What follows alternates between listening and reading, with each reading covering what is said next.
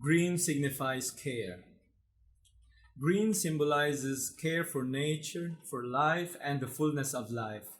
It also denotes health, comfort, growth, creativity, youth, and adventure.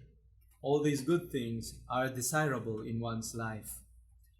Jesus affirmed this when he told his disciples, "I came that they may have life and have it abundantly." Greta Thunberg, a young Swedish environmental activist, went up to the top of the world and declared that we have a climate emergency. Our house is on fire. Despite all the warnings given by scientists and eco-warriors like her, for the most part, business as usual goes on. There is so much apathy and indifference in people and in our world leaders. While the COVID-19 pandemic is raging and everyone in strict quarantine, I have rediscovered gardening. I started planting tomato plants and papaya trees and taking care of them, which I found difficult to protect and grow. I had to learn that in caring for plants, I must care for the soil too. The green leaves of the papaya trees turned yellowish because worms are eating at the roots and cutting them off from the soil. My lack of knowledge about the components of soil is compounded by the fact that the soil in Manila is bad.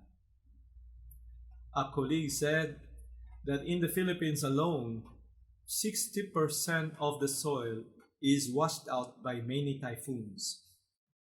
It's also not inaccurate to claim that it is also the result of rampant abuse in agribusiness, deforestation, and mining. Something is very wrong in our global economics. It is very wrong for an economy to be truncated from ecology. In 2020, the Worldwide Fund for Nature has reported that our ecosystem has seen a global species loss of 68% in less than 50 years. A catastrophic decline, the likes of which we have never seen before.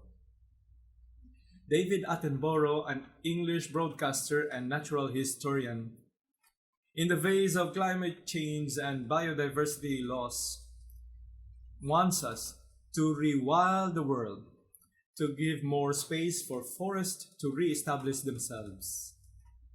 We must stop cutting trees. Trees are better alive than dead.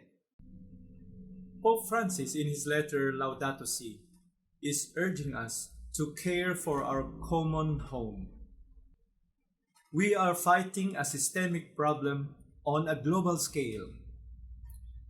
To make a difference, we need to take care of the whole ecosystem and all its diverse life forms. Columban Father Sean McDonough wrote a book called The Greening of the Church. Among other prophetic Columbans, he has been calling for ecological conversion, to care for the natural order of God's creation, and not be blinded by man's fantasy of unlimited progress and development. Otherwise, we will continue to suffer the consequences of our own doing. The recent floods in our country have reminded us once again of the dire importance of our forests that shield us from the devastating effects of natural calamities. I hope that our fervent passion for environmental protection lasts even long after we have recovered from our losses. We need to care, not only because caring is our birthright, or because we are driven by our natural desire for sustenance and life. We must care not only for our love of nature's beauty, nor for our hope of an abundant life. We simply must care, just as our Creator and Father cares. This world and this time is very much a moment and a part of His eternal design. We are creatures of God. We exist because we are madly loved by God. May we love Him above all and also love all of our co-creatures.